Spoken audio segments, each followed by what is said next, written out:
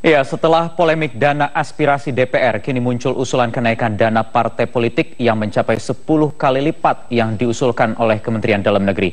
Apa urgensinya dan sejauh mana nantinya dana miliaran rupiah yang diterima oleh partai politik setiap tahunnya ini bisa dipertanggungjawabkan kepada publik? Kami akan membahasnya bersama dua narasumber yang sudah hadir di studio Prime Time News malam hari ini. Yang pertama ada pelaksana tugas Dirjen Kesatuan Bangsa dan Politik Kementerian Dalam Negeri, Indro Baskoro. Selamat malam, Pak Indro. Malam, Pak Wahyu. Terima kasih sudah hadir, dan juga ada analis politik Hanta Yuda. Selamat sore, Mas Hanta. Selamat sore. Ya, saya ingin langsung ke Pak Indro. Pak Indro, kenapa harus dinaikkan bahkan hingga 10 kali lipat ini, Pak?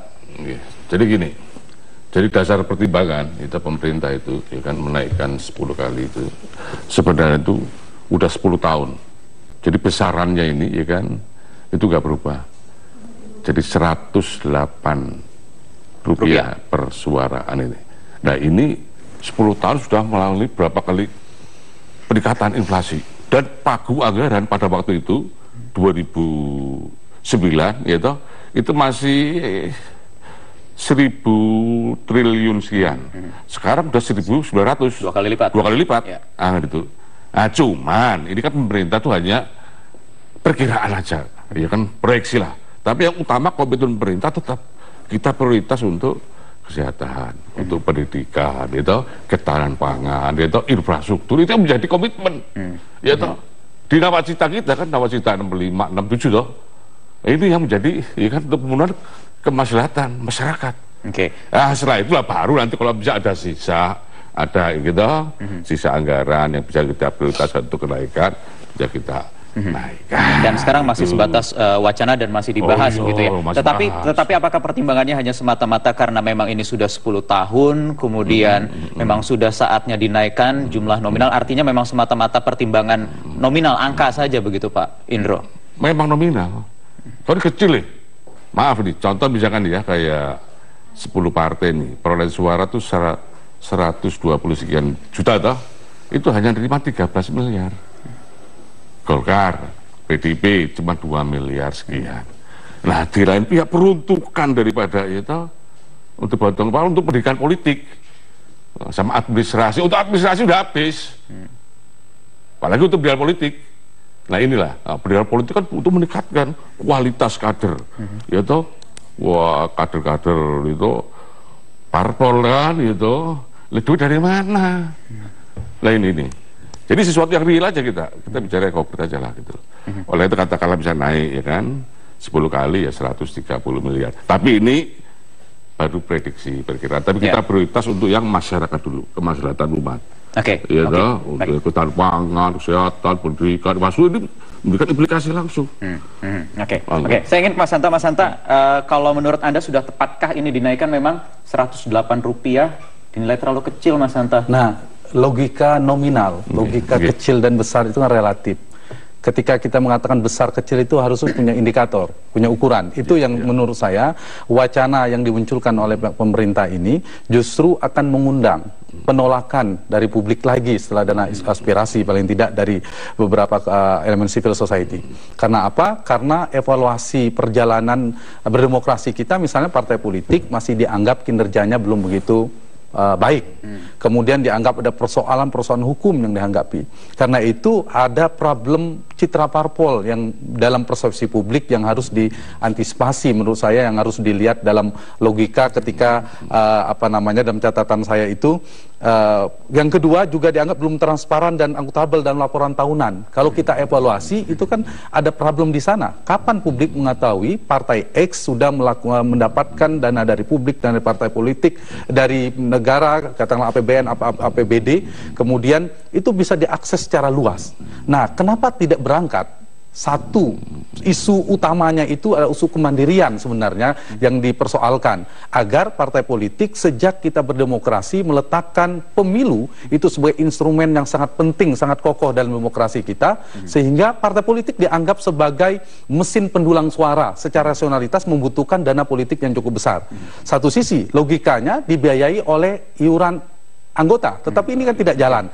Nah, kekhawatiran itu muncul kemandirian. Ini harus dibahas, betul itu tidak? Yang harus dijawab jangan sampai kemandirian, karena ini terkait dan instrumentalisasi partai politik. Yang kedua, yang disampaikan oleh Pak Fahri Hamzah tadi, betul tidak dengan menaikkan nominal angka ini akan menyelesaikan persoalan korupsi sistem demokrasi?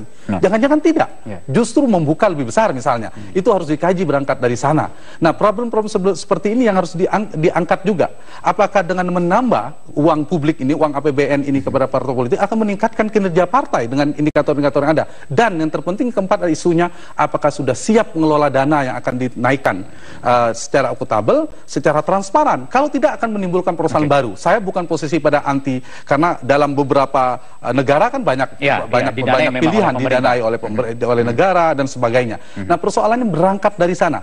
Tetapi ketika saya mengutip tadi disampaikan oleh Pak Fahri Hamzah, betul, dana politik harus diatur, tetapi tidak bisa diatur secara parsial, isu per isu, tetapi harus dibahas secara komprehensif. DPR dan pemerintah duduk bersama membahas penataan sistem politik kita, termasuk salah satunya pendanaan partai politik, bukan dengan dana aspirasi, muncul lagi dana itu. Artinya sudah siap belum partai politik ini menerima dana tersebut, mengingat ini yang selama ini juga masih problematik. Tanya apakah memang selama ini partai-partai politik yang selalu 5 tahun sekali lolos ke parlemen ini sudah ada yang akuntabel melaporkan pertanggungjawaban keuangannya? Tapi jawab sebentar lagi Mas Hanta usai jeda berikutnya di Prime Time News. Ya, kita lanjutkan perbincangan di Prime Time News. Saya ingin kembali ke Pak Indro menyambung tadi apa yang sudah dijelaskan oleh Mas Hanta. Parpol artinya sudah harus terlebih dahulu menyiapkan bisa akuntabel, kemudian transparan dalam melaporkan pertanggungjawaban keuangannya. Apakah ini juga sudah menjadi pertimbangan dari Kementerian Dalam Negeri untuk mengucurkan lagi 10 kali lipat dana per tahunnya, Pak Indro? Jadi sebenarnya di Permendagri kita, ya kan, itu sudah jelas itu kan. Jadi ada yang namanya report, laporan untuk pertanggungjawaban itu daripada bantuan keuangan parpol gitu. Hanya dalam pelaksanaannya ini, memang ya ini really objektif ya. Ada daerah, ya kan, kabupaten kota itu ya, satu misalkan, penerimaan bantuan keuangan 5 juta. Coba, jadi BPK mau ngecek, ya kan, langsung kolek langsung ke daerah juga, secara kos ya, ya kan, udah nggak masuk, ya itu. Nah ini yang menjadikan akhirnya, ya kan, pertanggungjawaban tadi juga akhirnya juga nggak bulat. Ini maaf nih, 514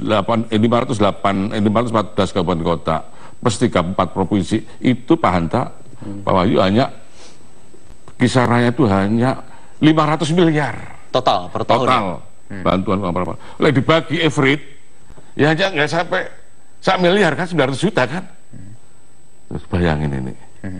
DKI cuma 2 miliar sekian dari 60 triliun loh APBD. Nah ini memang harus kita bulatkan nanti ke depan ini, ya toh, bantuan keuangan parpol ini, ya toh, supaya betul-betul nanti, ya kan, misinya dalam rangka untuk tujuan untuk pendidikan politik itu betul-betul, ya kan, tepat sasaran. Kader-kader parpol juga betul-betul, ya toh, tapi harus bulat, harus bulat ini.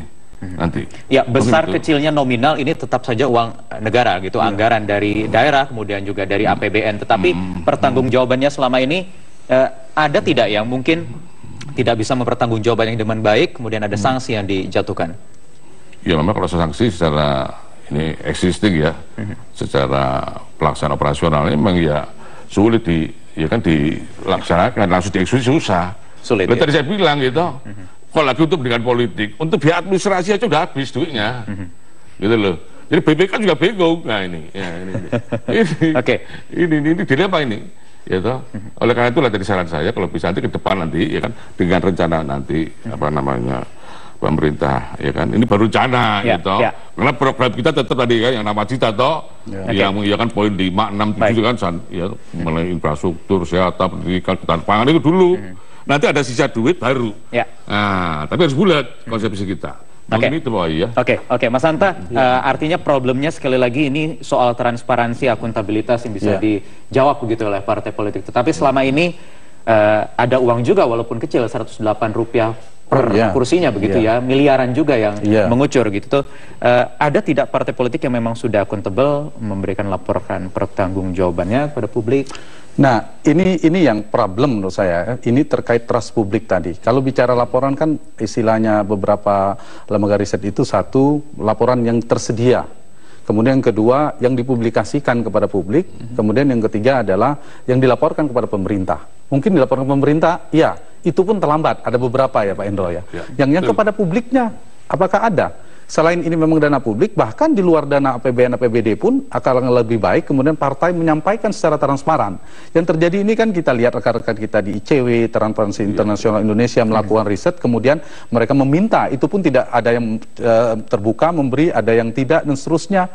Tanpa itu tidak ada inisiatif misal menyampaikan pertanggungjawaban kepada publik. Sehingga hal ini yang lebih penting menurut saya. Kalau misalnya berangkat dari nominal memang bisa jadi ini besar tapi bisa kecil. Kecilnya kenapa? Karena dibandingkan dengan APBN-nya berapa persen sih dibandingkan APBN, berapa persen sih kalau kemudian dibandingkan kebutuhan partai dalam setahun atau dalam satu bulan, kesannya menjadi kecil.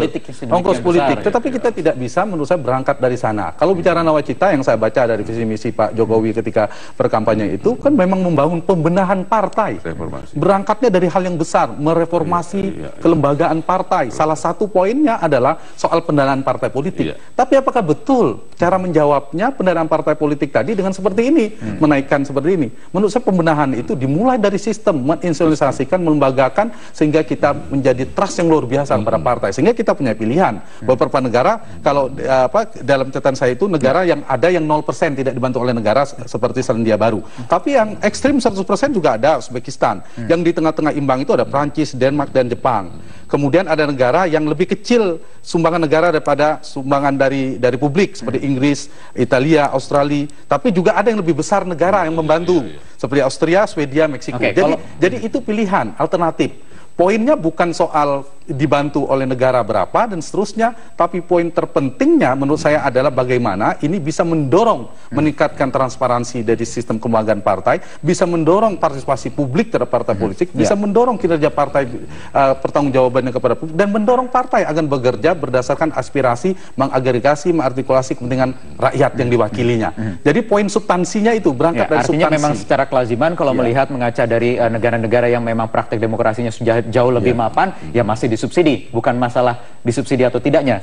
Tapi kapan kira-kira nanti partai politik ini, terutama di Indonesia ini kita bicara, siap untuk menerima itu, Mas? Nah, pilihannya begini kan, kita berangkat dari ini, Mas Wahyu. Idealnya iuran anggota ya Pak Endro. Itu secara teori maupun aplikasinya harapannya. Tapi kan sulit untuk mendapatkan itu. Sehingga kita bisa juga, bahkan partai dibiayai oleh negara secara dominan, tetapi sistem sanksi yang kuat. Kalau ada partai yang bermain-main lagi mendapatkan dana yang secara tidak sesuai dengan aturan, misalnya didiskualifikasi. Tidak bisa ikut pemilu misalnya paling ekstrim untuk yang kedepannya. Kalau kita bicara, tetapi kan tidak bisa dengan parsial seperti ini. Nah, apakah jalan tengahnya seperti apa? Kita memang harus secara bertahap membangun kelembagaan tadi, membangun pembenahan sistem tadi, sehingga sejak tahun 1970 ya, negara Eropa Barat itu ketika melihat kebutuhan ini membesar, mereka melakukan dua hal pilihan. Satu, membatasi spending kampanye atau membatasi dana kampanye lah. Yang pilihan kedua adalah disubsidi oleh negara. Dan tadi ada pilihan, ada yang besar, ada yang sampai 30%. Pertanyaannya, apakah layak nanti partai politik kita mendapatkan 30%? 30% dari apa pertanyaannya? Kalau tadi kan 30% dari kebutuhan partai itu. Nah, kita tidak memulainya dari kebutuhan partai. Kalau memulai dari kebutuhan partai tidak menyelesaikan. Mau 10 kali lipat, 20 kali lipat pun menurut saya tidak akan menyelesaikan.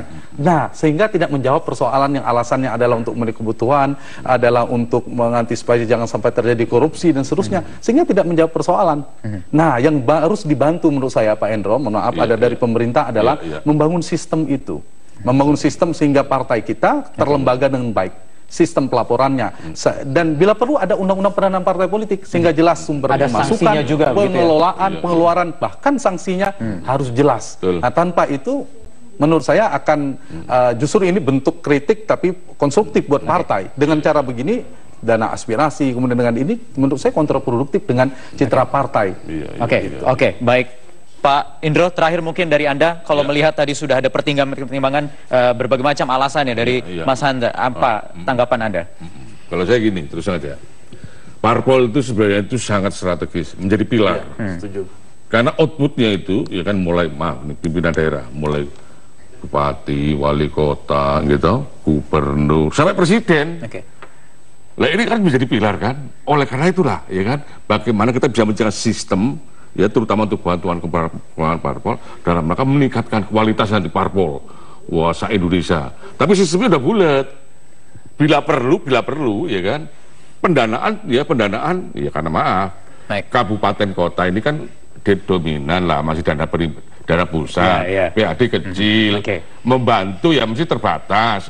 Bila perlu dari pusat, ya kan, dikasih platform, tapi kasih indikator. Tapi sepakat tadi ya, parpol perlu berbenah supaya nanti lebih siap lagi untuk menerima dana yang lebih besar lagi kalau perlu begitu ya. Sederhana, teknis sekali. Coba kita buka website partai. Ada kan partai mana saja yang sudah membuka laporan keuangan. Silakan itu bisa dicek. Dengan begitu publik pun akan mendorong. Jadi selain didukung oleh bantuannya juga dua. Satu berbasis pada proporsi suara tadi, tapi yang kedua bisa berbasis pada insentif. Insentif apa? Insentif dia kemampuan menghimpun, menggalang dana persepsi publik. Semakin besar dia menggalang persepsi publik dan memberi insentif dari pemerintah juga dan itu akan lebih sehat lagi. Baik, kita nantikan saja nanti kapan kira-kira partai politik ini jauh lebih siap lagi, dan mungkin apakah nanti langsung jadi peraturan pemerintahkah dalam waktu berapa lama nanti ini akan bisa dinaikkan 10 kali lipat. Baik, terima kasih Pak Indro Baskoro atas waktunya di Prime Time News. Mas Hanta Yuda, terima kasih pemirsa.